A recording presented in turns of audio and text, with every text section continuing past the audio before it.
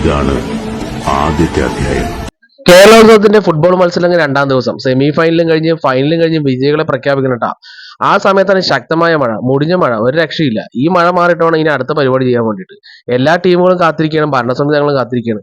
കൃത്യമായ ഒരു കമ്മിറ്റി ഒന്നും ഇല്ലാത്തതുകൊണ്ട് മൊത്തം ഭരണസമിതി ഞങ്ങളാട്ടാ. മഴയോട്ട് മാറില്ല, കനത്ത മഴ മാറിയില്ലെങ്കിൽ 5000 കൊടുത്ത് നാളെ വീണ്ടും ഗ്രൗണ്ട് എടുക്കണം. അതിനുള്ള കപ്പാസിറ്റി ഭരണസമിതി ഇല്ലാട്ടോ. പക്ഷെ എന്തൊക്കെയായാലും ഫൈനലിന്റെ അവസാനം എത്തി കേട്ടോ. ഫൈനലിൽ ഫ്ലാഷ് ഫോക്സും സ്ട്രൈക്കേഴ്സും തമ്മിൽ ഏറ്റുമുട്ടുകയാണ്. എന്തായാലും രണ്ട് ടീമുകളും കൈ കൊടുത്തുകൊണ്ട് ഓൾ ദി ബെസ്റ്റ് ഒക്കെ പറഞ്ഞ് നേരെ ഞങ്ങൾ പവനിലേക്ക് കളി കണ്ടുകൊണ്ടിരിക്കുകയാണ്. ഇനി രസകരമായ കളിയുണ്ടാവും. ഫൈനലിന്റെ അവസാനമാണ്. കഥ ഇനിയാണ് ആരംഭിക്കുന്നത്. മത്സരം അവസാനിച്ചപ്പോൾ സ്ട്രൈക്കേഴ്സ് വിന്നേഴ്സ് ആയിട്ടാ, ഫ്ലാഷ് ഫോക്സ് റണ്ണേഴ്സുമായി. ഇരു ടീമുകൾക്കുള്ള ട്രോഫി നാളെ വൈകുന്നേരം 4 മണി കമ്മ്യൂണിറ്റി ഹാളിൽ വെച്ചിട്ടാണ് കൊടുക്കുന്നതെന്ന് പ്രസിഡന്റ് അറിയിച്ചു. ഇത് ഇഷ്ടപ്പെടാത്ത സ്ട്രൈക്കേഴ്സ് ചത്ത് കളിച്ച് ഞങ്ങളാണ്, അതുകൊണ്ട് ട്രോഫി ഇപ്പൊ തന്നെ വേണമെന്നായി. പക്ഷെ നാളെ വൈകുന്നേരം തരാൻ പറ്റുള്ളൂ എന്ന് പ്രസിഡന്റ് പോയി. പിന്നെ മൊത്തത്തിൽ വാക്ക് തുറക്കായി, വഴക്കായി, തെറിയായി, അടിയായി, പിടിയായി. ശേഷം ഭാഗം സ്ക്രീനിൽ.